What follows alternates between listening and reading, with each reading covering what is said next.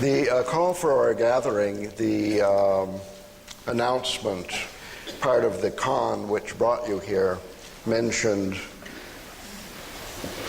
the edge of the millennium, at the edge of the millennium. And so far, the millennium has been present by subtle implication alone. So I think to honor our commitment, we'll now trialogue on the edge of the millennium. Is okay? It's okay. Now, in our just appeared new book, The Evolutionary Mind, there is a chapter near the end called, I forget what it's called, it's about utopianism and millenarianism.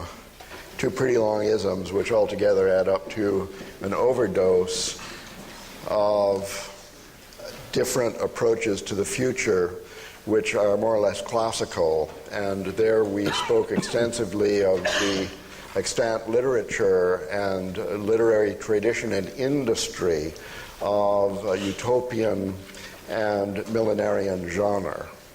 So that kind of utopian and millenarian stuff is not what we're going to talk about in this trialogue. I want to introduce a completely different notion of the millennium, and I'm interested more particularly in the edge of the millennium. And here's how it goes. This is partly, according to me, a mathematical view of history that brings up this particular version of the idea of the millennium. And nevertheless, other people have written a similar view of history without any explicit recourse to mathematics, so I think it's pretty general. It has to do, this view of history, with the approach we've taken toward biological evolution, that it goes forward in catastrophes and critical leaps and so on, sudden jumps. The punctuated equilibrium approach to history says that history goes along in a kind of a level plateau, developmentally speaking, although there may be a gradual development up or down overall. And then every once in a while there is a big leap. The first such view of history, I think, that we know about was presented by the ancient Egyptians. So this is nothing new. Now, in my own work, I have classified some major plateaus, including the last one, the one that we're at the end of now, according to my system of history, began 6,000 years ago or 5,500 years ago with the invention of the wheel and the first city-states and stuff like that, talking Sumer, talking Babylonia, talking ancient Egypt here. And so that's a 6,000-year plateau. Now, other people, for example, Bill Thompson, somebody we know and talk to about world cultural history, he has a similar scheme in which the plateau now ending is only 300 or 400 years old. See, there were people who really wrote about this explosion idea in world cultural history was Jakob Burckhardt. Burckhardt said the Renaissance was a quantum leap in world cultural history, and then other people said, well, what about Giotto? You know, what about Patatrio? What about Boccaccio?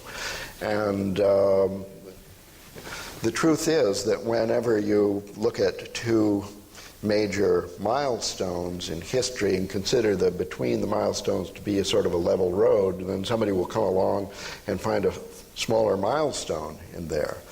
Nowadays we have fractal geometry, so we think that this is natural. Between any two big catastrophes, there'll be 10 smaller ones. Between any two of the smaller ones, there'll be 40 or 50 little teenier ones, and so on. The first person I know who put forward such a fractal idea of history, that it's not continuous, it's discontinuous, but the discontinuities are more or less dense, as in a fractal, the first such person is you, Terence. I give you credit in writing in my entry in the Encyclopedia of Time. You maybe have never read that book. Never read it. Well, there you'll find your name mentioned in a flattering way by me of all people. Immortality at last. At last.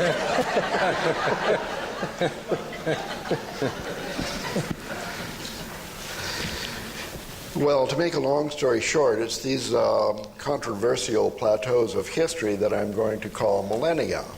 And then if you want to go back to chapter 10 of the Evolutionary Mind and to read there about the history of the millenarial concept, then you'll see that the first one, wherein the number 1000 was actually mentioned for the length of one of these plateaus, it gave his name to the thing. It was a special case of my more abstract idea of millennium. It's the plateau of history.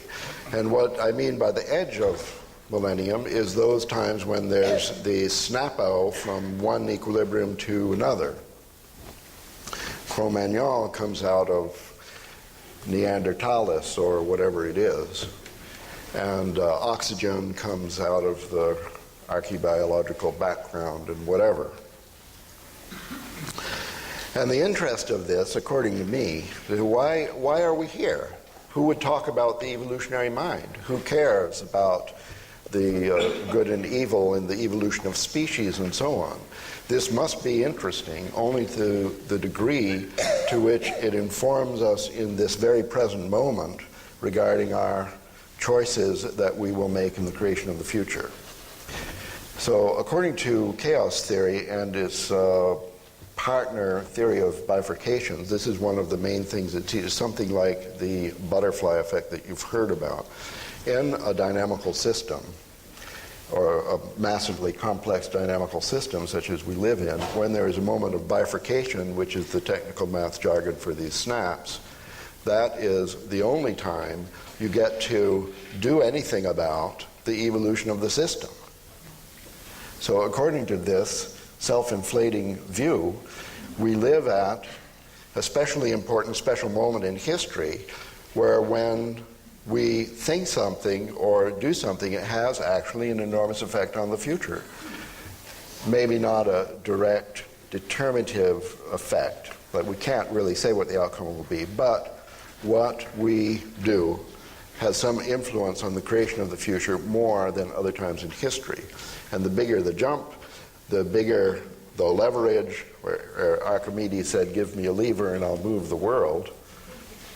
We have a lever now, and we care about what's coming next. So that's why the edge of the millennium, any edge of any of the millennia, is particularly important to those revolutionary souls who want to make a change in things. It's a special time. A century or 2 centuries ago, you could struggle for the creation of a chaos revolution, and it would be impossible because there were no computers around, or there were no movie makers in Hollywood or something. I don't know. It takes more than we know about to create these special opportunities. And anyway, that's what I mean by millennium, and that's what I mean by at the edge of the millennium. And now this is only a hypothesis for the sake of discussion, but I kind of think that this is very credible, that we are now at the edge of a millennium. Therefore, we have to discuss this. And the question that I'm going to pose to you, Rupin Ter, if this isn't too radical, is to what degree do you think actually that what we are doing now matters in the creation of the future? And if there is any possibility that what we do matters in the creation of the future, what kind of future or what kind of change are we trying to create And to what degree what we are actually doing, for example, what we are talking about today, what we are doing today, to what degree could that possibly be a real effect, a real benefit in creating the future that we want to create, in contrast to other things that we might do, like go to the beach and pray or whatever.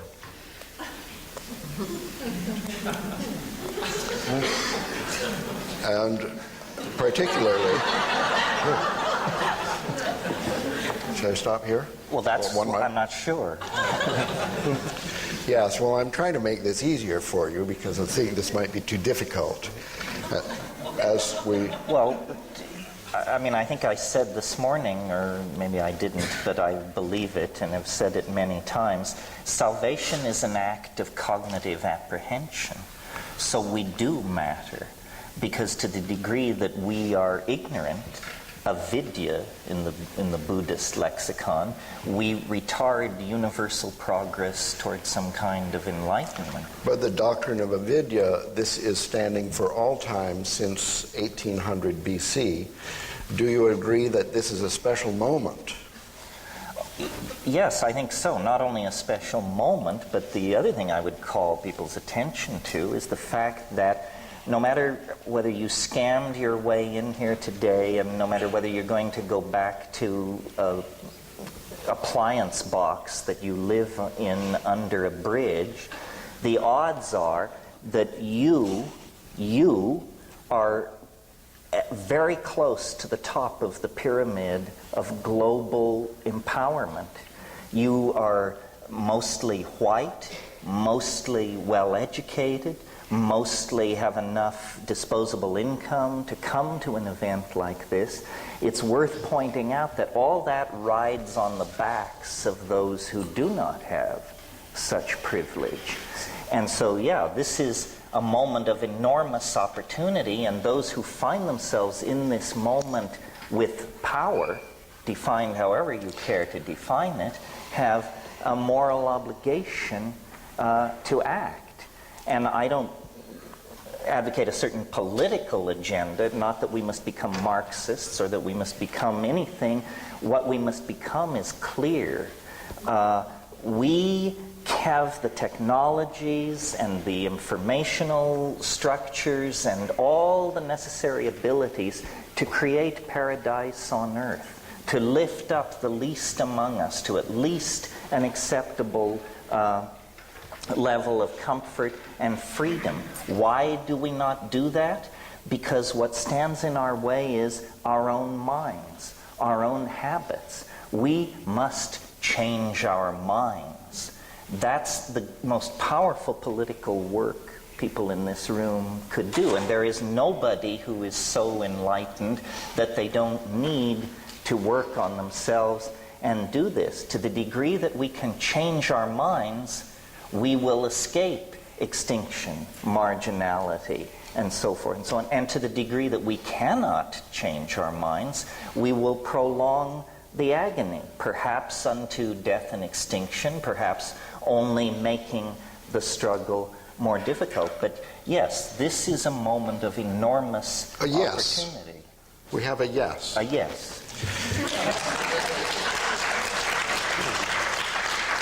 So you agree that it's a moment of special opportunity over the long and short scales of time, according to either mathematics or novelty theory. Yes. And you agree that we have a responsibility to do our best. Yes. And what you have to tell us is that if the 200 of us here change our minds, that would somehow have an ameliorative effect on the rest of the world and our creation of the future. Yes. How? How would it have this effect? Yes. By telepathic means, by the romance of photons. No, I think by the spread of clarity. The spread of clarity. The elimination of redundancy in the system, and the spreading of a sense of shared purpose and the possibility of achieving that purpose. It doesn't matter what you do beyond changing your mind for a better clarity? Well, I don't want to say absolutely it doesn't matter, but I think that's the first obligation. If you charge off with some political agenda that is not informed by clarity, you're going to end up with business as usual. The road to hell is paved with good intentions, but it is not paved with clarity.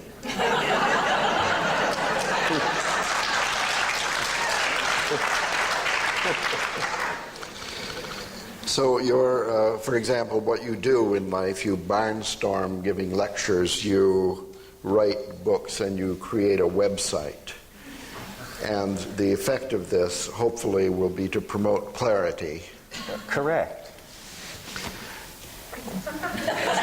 Well, first of all, I certainly agree that for me personally, psychedelic experience has enhanced clarity, whereas some people think the opposite.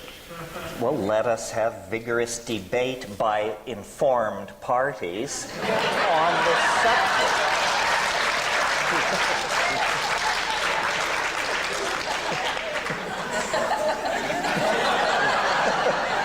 Don't forget, I've given over 300 calculus lectures in this room. It boggles my mind to look out and think, well, yeah, this is Santa Cruz. This must be Santa Cruz. You know, this is the real Santa Cruz.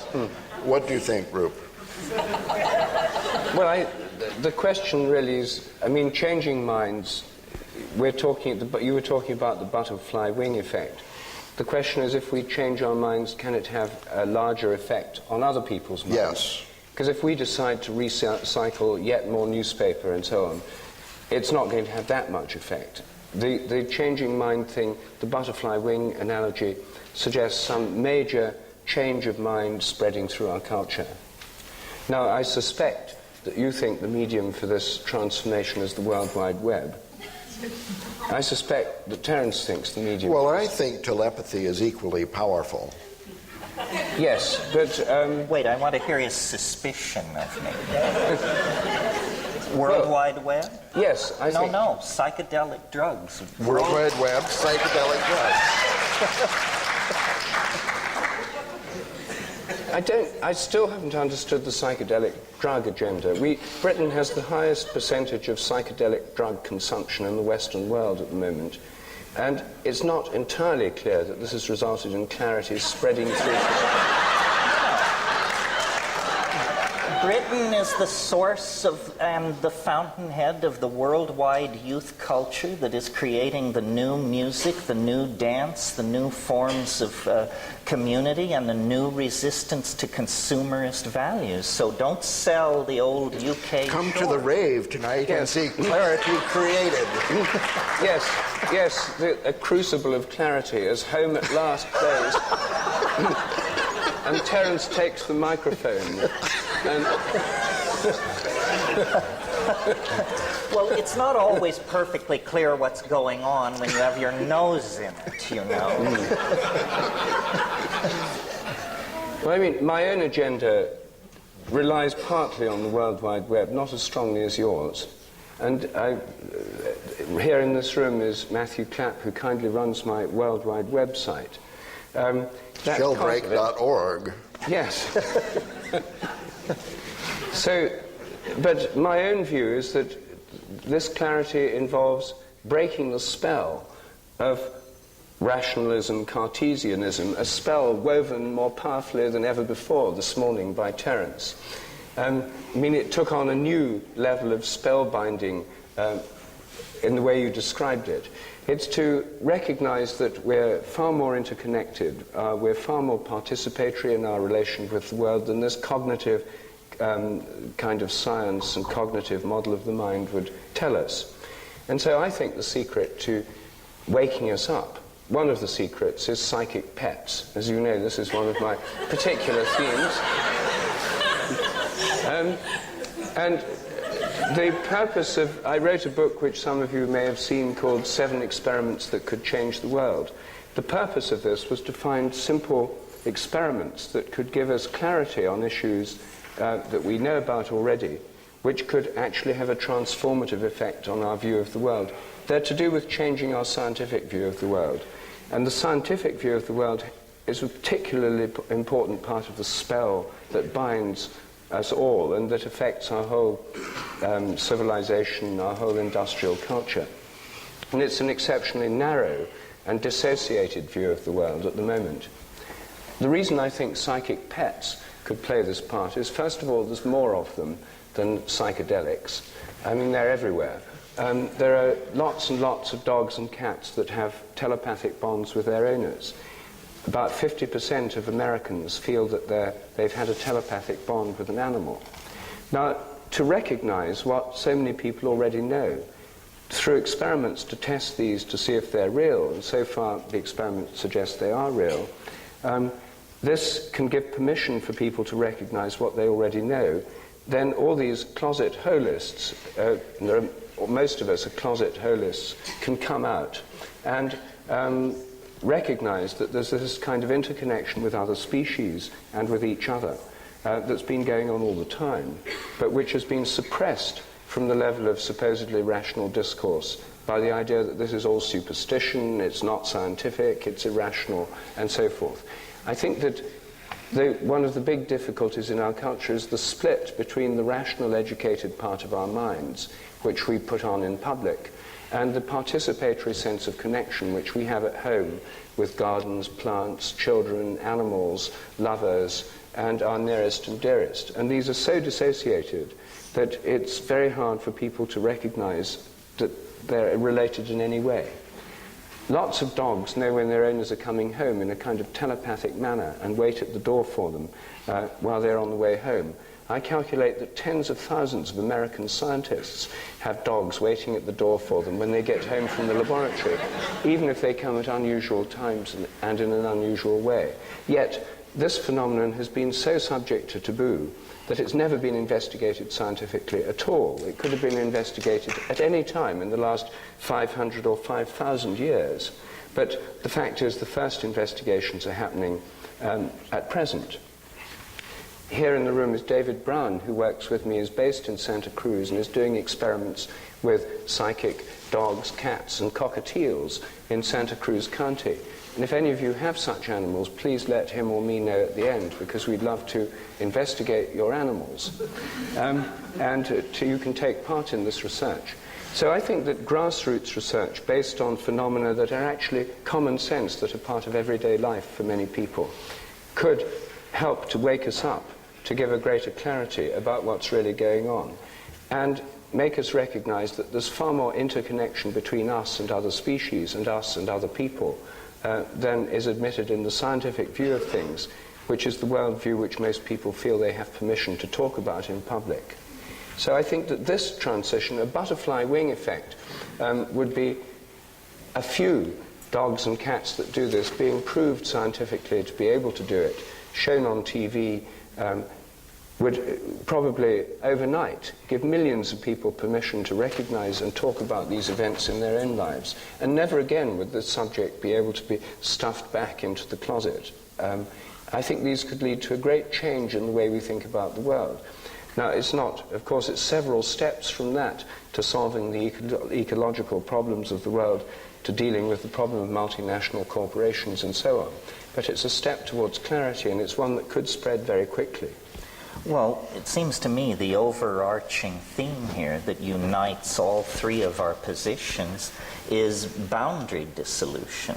Psychedelic drugs dissolve boundaries, the World Wide Web dissolves boundaries, and certainly the discovery that our pets are communicating, anticipating, and understanding us is a boundary dissolving perception. So really what we're saying is we must dissolve the artificial boundaries that confine our perceptions. Someone once said, if we could feel what we are doing to the earth, we would stop immediately. Because a man hitting himself on the head with a ball-peen hammer stops immediately. The feedback loop is very short. So we have compartmentalized our lives, and this allows us to do the fatal and lethal work that is destroying the planet, destroying community, so forth and so on. So maybe three answers as diverse as you've just heard here, you might search your own soul and ask what obsession or interest of mine would contribute to the grand project of boundary dissolution. Certainly, it is not the affirmation of cultural values. Culture is a scheme for maintaining and creating boundaries. It replaces reality with a linguistically supported delusion, and behind that delusion then pogroms, programs of genocide, arms races, sexism, racism, all can operate very, very comfortably. Ralph earlier mentioned love. Generally speaking, love is a boundary-dissolving enterprise. So I think each of us, the three of us, all of you, in our way, should find ways to express love. And it's not treacly, it's not woo-woo, it's a very practical matter that has thousands of expressions. As long as we believe in mind and matter, rich and poor, living and dead, aboriginal and advanced, black and white, man and woman, then we're inevitably going to carry on a dualistic analysis of our dilemma, and we're going to produce incomplete agendas and answers.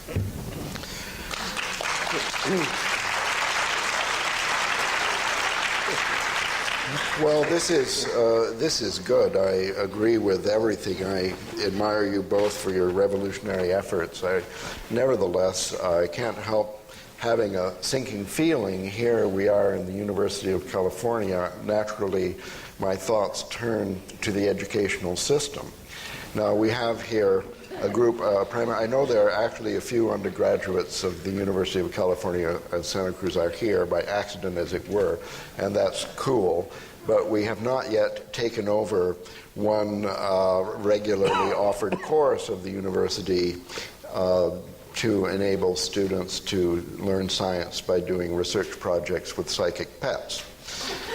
Well, Ralph, the university is the last place where you would look for this. The university is the manufacturer of these cultural values that imprison us. Well, that's why I'm bringing up this subject of education at this time. I think we've discussed the problem of education before, but my experience is that no amount of clarity in this group of 200 and other like groups is going to matter one whit when we are all adults. You see, the next generation will have to face the same butterfly problem with the same lever, because the majority of people will have their paradigm set in K through 12 in some archaic school system that sees its primary business to work against a worldwide cultural revolution.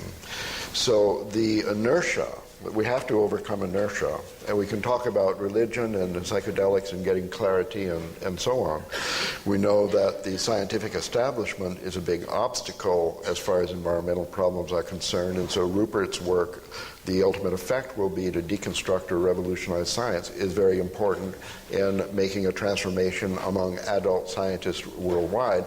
How can this matter at all if there's no change in the educational system, K through 12, pre-K, pre-K, and back to the womb, the parents, and so on? That this chicken and egg loop has got to be touched somewhere in a more sensitive spot than the adult community.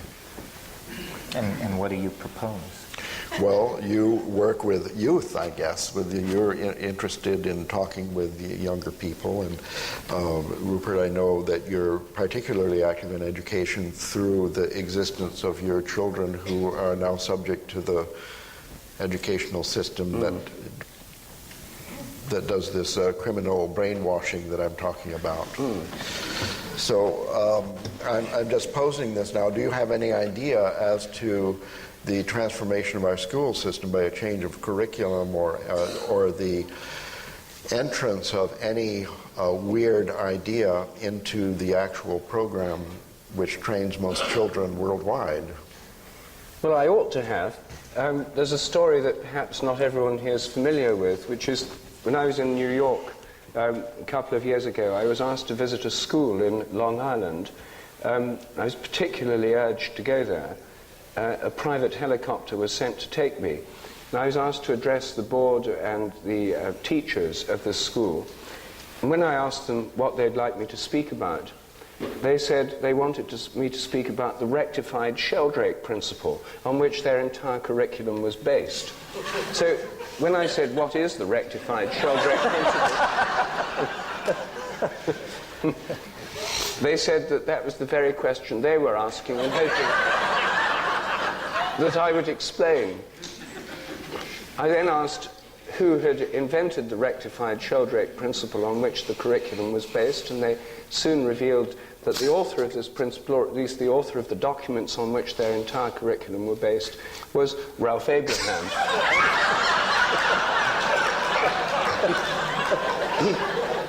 By careful questioning, I was able to find out that the rectified Sheldrake principle meant that because of morphic resonance and habits of learning, the sequence of events in which people should learn things in school should follow the historical process.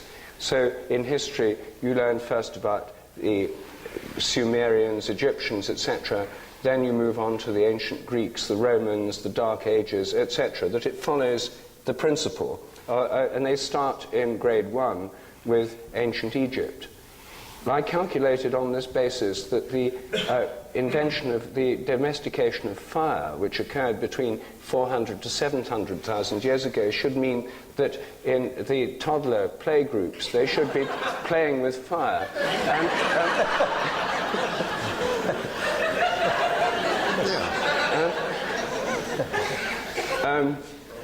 I pointed this out, but that wasn't part of the curriculum I was suggesting. I discovered that there was, in fact, an entire process of educational reform afoot in this country, behind which is the guiding genius of Ralph Abraham. So I think we should ask you this question, Ralph, since you've more experience than most of us. Well, I'd rather that people with less experience speak about it. Because my experience has been very disappointing. Oh, no. No.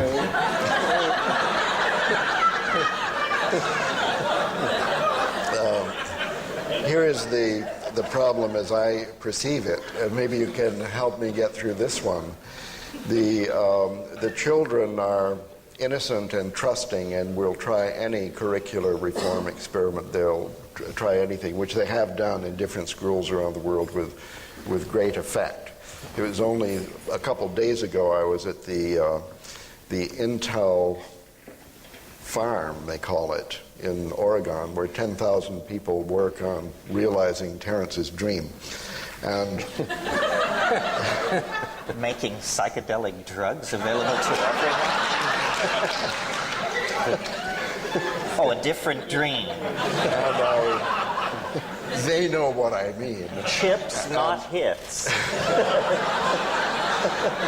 Casually over lunch, I revealed my revolutionary program for the schools to a software engineer who was sitting there, and he said, "Oh, well, this historical curriculum." He said, "I'm an Armenian, and Armenia Algeria." He said, "I'm from Algeria, and my school was exactly it was wonderful." You know, so there are places in the world where even my experiment has been tried.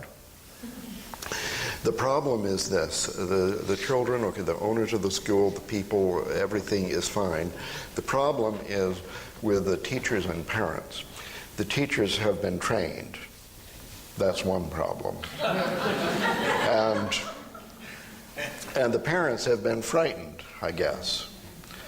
So the parents absolutely refuse any experiments that would affect their children because of the danger of a failure. You see that they consider the current system, which is guaranteed to fail, is somehow safer than an experimental system that might fail. The insecurity itself is a source of anxiety.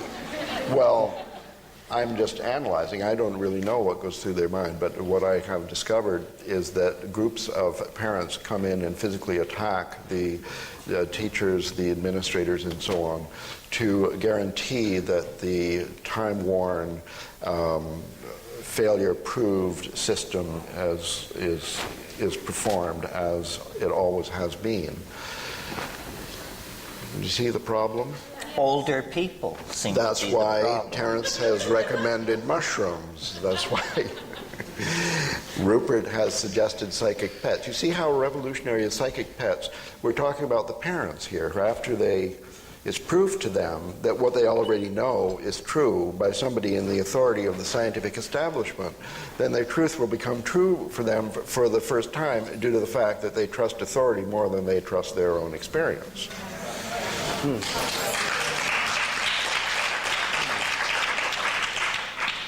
So I haven't given up yet with the educational system, but I'm still seeking some little way around this very deeply ingrained habit. And part of the problem is, as the stakes rise, the clenching on the part of the geriatric establishment becomes even more intensified. So, for example, right now, the worldwide epidemic of youth bashing is the most counterproductive thing we could possibly generate. I mean, we're leaning on the very people who are going to have to save the situation.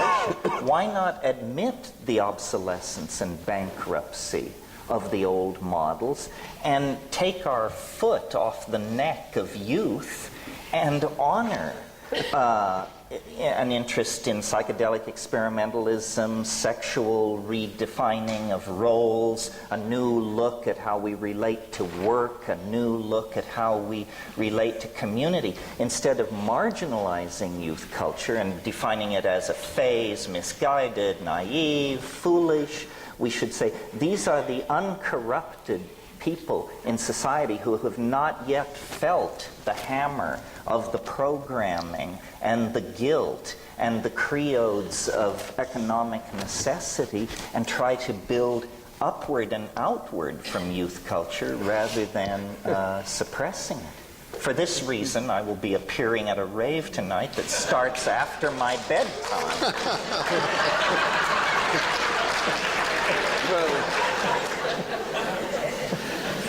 Yeah, Ruth. I wish I could be persuaded by your persuasive rhetoric.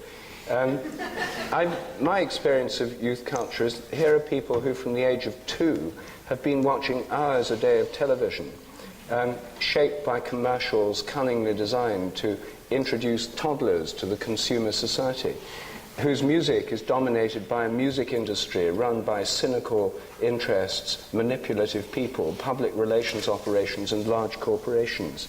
So to see this as uncontaminated, pure, the spirit of tomorrow, untarnished by the vices of today, seems to me to beg a number of questions. However, well, let me answer. I'll be there at the rave tonight too, Terence, and there I'll be able to see this paradise that's unfolding before us. Your point about television is well taken. I totally agree. I think this is the most pernicious programming and propaganda device around. It's about to be strangled by the World Wide Web. Well, and you can just turn off your TV, and I say that as someone who did. I raised my children without television because rather than just giving lip service to the idea that it's stupid, we actually acted on the perception that it's stupid. Yes, and we do too. But your other point about the youth culture's music being in the hands of capitalists and record companies is slightly out of touch with what's actually happening. For $500 you can buy a CDR burner.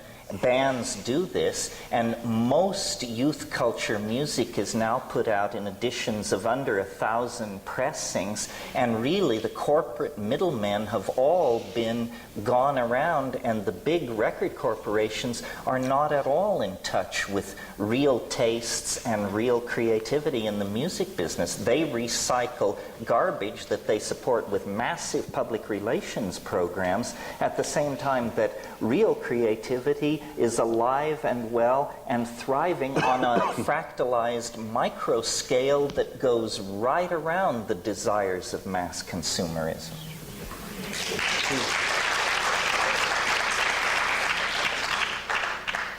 Sorry to interrupt. It would be good if there could be an experiment carried out, perhaps with you as the cheerleader, for this youth culture of tomorrow actually to be able to be permitted rather than suppressed and so on, to see what happens. There are quite a number of experiments in this, I would have thought, going on spontaneously. It's not as if all these people involved in this culture are totally controlled by parents, teachers, etc. Many of them are not under direct control in this way at all. But you're still going to have educational systems, school systems of one kind or another. And it's not clear to me that more raves and psychedelics are going automatically to generate that.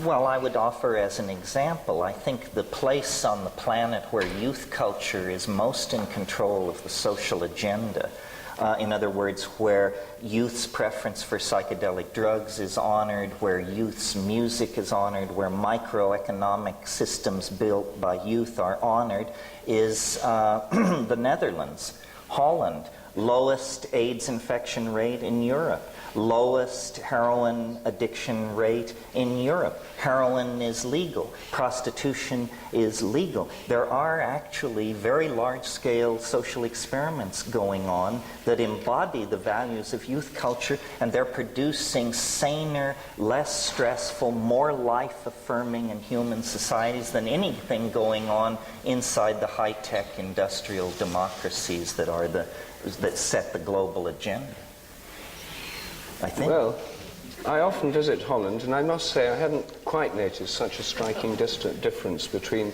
them and the rest of Western Europe. Well, but that's really because you come from London, where also these things are happening. But if you lived in Berlin or Rio de Janeiro or Houston, I think the contrast with the Netherlands is quite astonishing. Mm. Didn't mean to stop the show, folks. Ralph, you're not saying enough. Oh, am I guilty then of too much self-indulgence? No, you've posed important problems. Yes. You've shown how on the edge of the millennium great steps or small steps are needed that magnify through butterfly effects. Yes. You've asked me and Terence what you think they should be. Yes. You've told us you're disappointed by your own experiments with the reform of the educational system. Yes. So what next? Well, well, as I say, I think that we're at the edge of a millennium. We're at a turning point. What may be coming down the pike could be 2 or 3 miracles that will decidedly change the definition of the problem. And in the meanwhile, I think that we're more or less stuck in the situation where we keep trying what we're doing and believing that it has at least some chance of having an effect. I think that the educational system might change itself by a miracle, for example. And it could do that in a way that had nothing whatsoever to do with any of our efforts, or in fact it may be that some little thing that we did mattered. I think that your work in the revolution of science is very important and very promising, and it's proceeded with essentially without funding, because the genius of the program that you've evolved is that it has this enormous leverage, and at every crossing of the road you've made the right choice to get more leverage. And Terence, I think that your program also is a good one, in that it's over the years changed in the direction of younger people, and that you've been changed your approach to maximize. And I don't see in either case that there's an enormous backlash working against you, that other revolutionary movements have been stopped by a backlash, and although you don't have funding, you don't have groups calling you up and threatening your life and so on. In my own case, I have felt, I've written about this endlessly. Besides writing mathematics, I write that mathematics is important. And through the microscopic analysis of the hinges of history, the edges of millennia past, I have pointed out exactly where, in each case, mathematics had a key role in the miracle and the bifurcation that happened. I think that a society that rejects mathematics cannot actually successfully deal with these problems, and therefore I have activated myself against the problem, especially prevalent in the United States, and concomitant with other problems that are especially prevalent in the United States, the problem of math, anxiety, avoidance, and misunderstanding. And here I would say that there is a huge institution, more or less, equivalent to the scientific community that is arrayed against this information, that somehow the educational system has been particularly persistent in the destruction of mathematics, in the destruction of mathematical capability of youth, and therefore in disempowerment of the society with its critical faculty to change. I do not believe you can have any clarity of view in the progress of history with no mathematical training on the part of any of the participants. I have seen in this society that even Nobel Prize winners in physics have math anxiety to a very severe degree. I'm able to detect this because it's something that is amplified. It's behavior that emerges as soon as I walk into a room. So I guess I feel in some that my own efforts have been rather less successful, or maybe I haven't been as clever in turning to the left or right at the crossings of the road. The problem is already much less severe in other countries, so it seems like we needn't worry too much. In Europe, throughout Europe, for example, the problem of the destruction of mathematical capability is far less severe. The only thing really disturbing there is that it's growing at an alarming rate, that it's becoming, they're inheriting the disease from the United States, a spreading disease based on standardized examinations like the SAT and equivalent movements.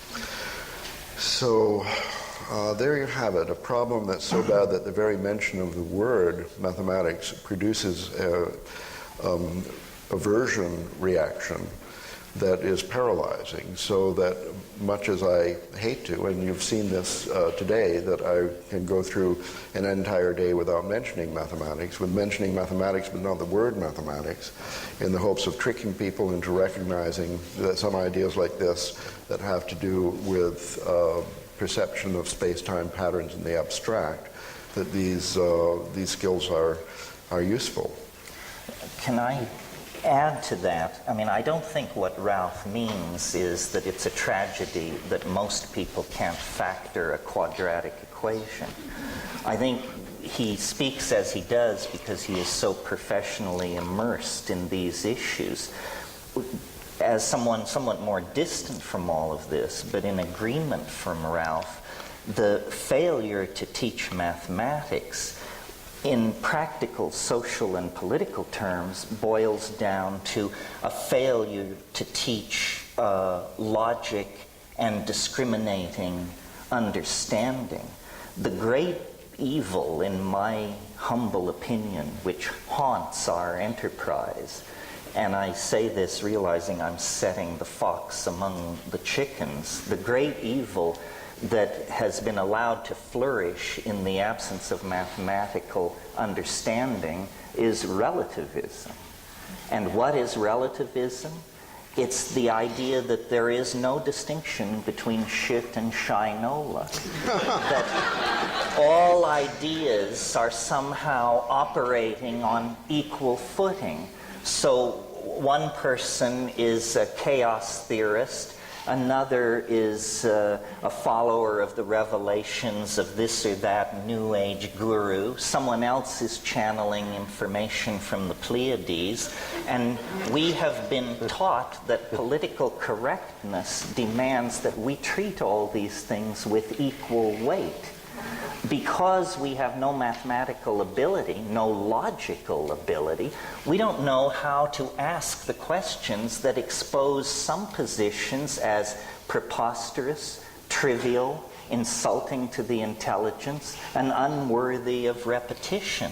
So we all are very comfortable bashing science and flailing away at that, but that isn't our enemy. Science is capable of undertaking its own reformation and critique and has been engaged in that fairly vigorously for some time. The enemy that will really subvert the enterprise of building a world based on clarity is the belief that we cannot point out the pernicious forms of idiocy that flourish in our own community. And this problem is growing worse all the time. I mean, just pick up a copy of Magical Blend or Shaman's Drum, and you will discover an appeal to the level of intellect that makes what's going on with television advertising look like a meeting of the Princeton Institute of Advanced Study. We have tolerated too many loose heads in our community.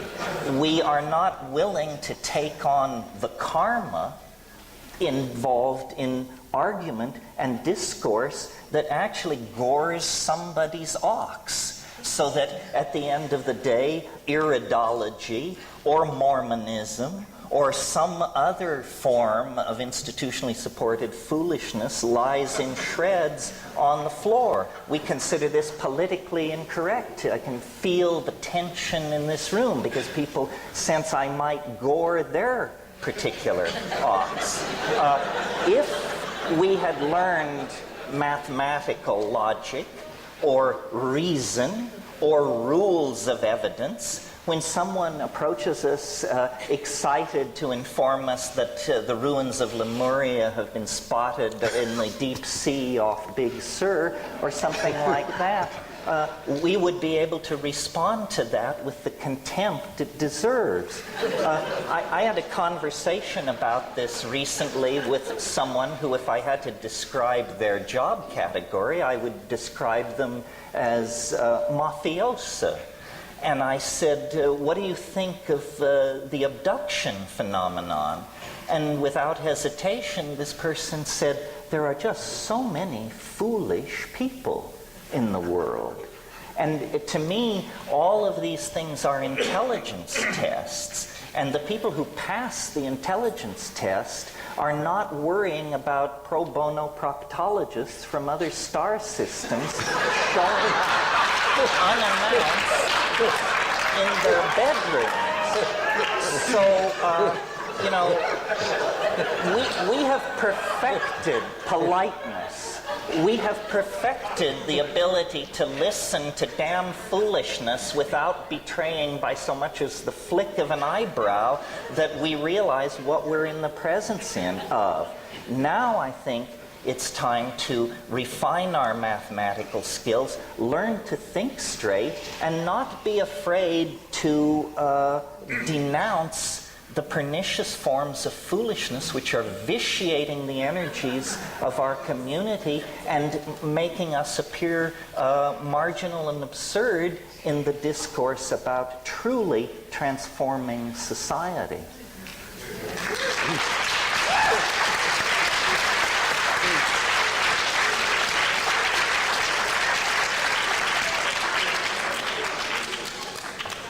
Well, I can't wait to see this laboratory of clarity unfold before me tonight. As and as all nonsense is dispelled, the scalpel of reason is brought out by Terence. Yes, well, it is an ambiguous enterprise and fraught with contradiction, but forward, ever forward.